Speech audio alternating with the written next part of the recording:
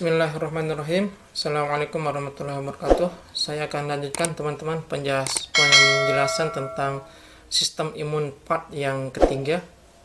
Cukup banyak materi di sistem imun ini.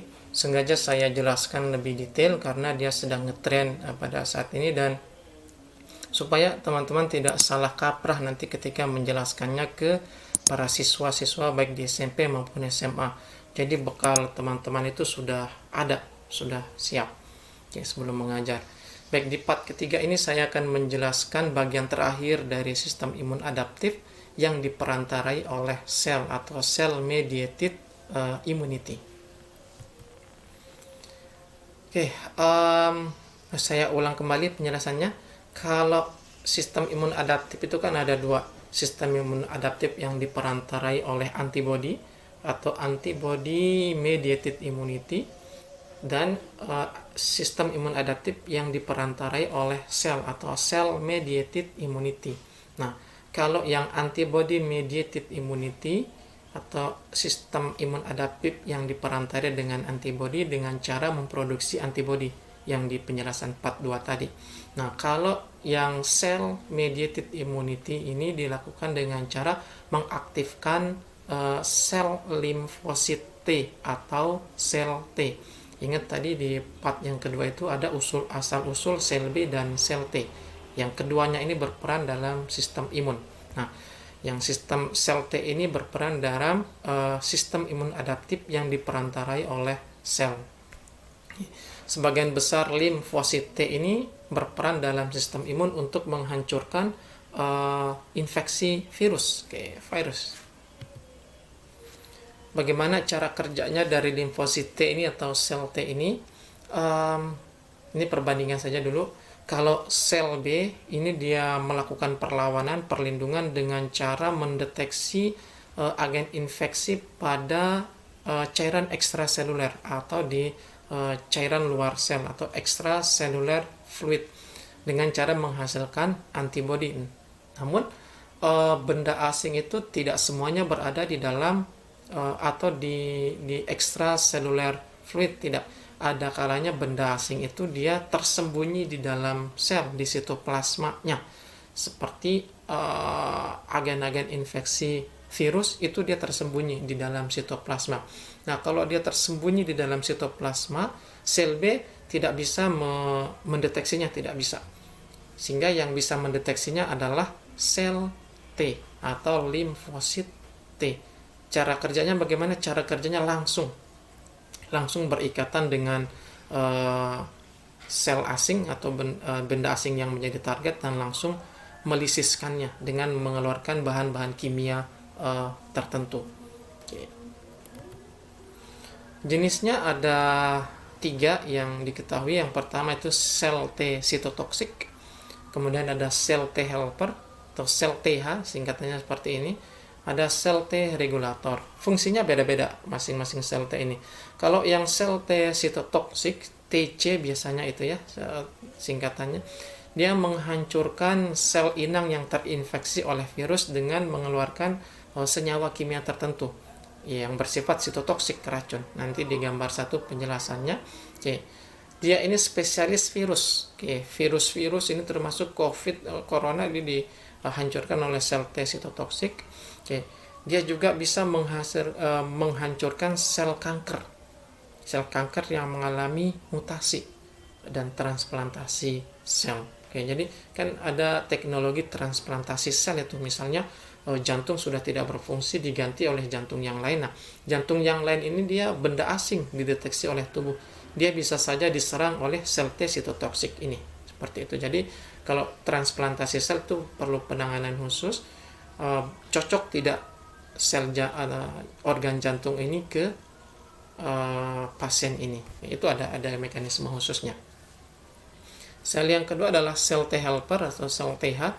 Nah, ini dia tidak berperan langsung dalam menghancurkan benda asing, namun dia memicu aktivasi dari respon imun yang lain. Caranya bagaimana? Caranya menghasilkan sitokin. Sama seperti di penjelasan inflamasi di part 1 tadi, kan makrofagnya menghasilkan sitokin dan kemotaksin. Nah, sitokin itu kan berperan untuk menarik neutrofil untuk bergerak ke area infeksi. Nah, kalau sitokin di sini dia berperan untuk memicu aktivasi respon imun yang lain. Oke. Respon imun apa yang diaktifkan? Ya bisa berperan mengaktifkan sel B untuk menghasilkan antibodi, atau dia bisa juga mengaktifkan makrofag untuk memakan bakteri, atau bisa juga mengaktifkan sel T sitotoksik. Oke, jadi dia memicu sistem imun yang lain untuk menghancurkan benda asing yang masuk. Nah, pada kasus Human Immunodeficiency Virus atau HIV yang disebabkan oleh virus AIDS ini, ini virusnya dia langsung menyerang sel T helper. Ini parahnya. Sehingga karena sel T helper yang diserang, maka sistem imun yang lain mengalami gangguan atau tidak bisa diaktifasi oleh sel T helper karena aktivatornya sudah diserang gitu. Jadi tidak bisa diaktifasi sistem imun yang lain, akibatnya virus ini dengan cepat bisa menguasai sel tubuh atau sel inang. Oke. Nanti ada gambarnya di slide terakhir. Sel T regulator dia berperan mengatur kerja dari sistem imun, baik sistem imun bawaan maupun sistem imun adaptif. Caranya bisa mengontrolnya kapan dia harus aktif, kapan dia harus non aktif. Itu sel T regulator. Nah, ini supaya lebih jelas mekanisme kerja dari sel T, salah satunya adalah sel T sitotoksik atau cytotoxic T cells.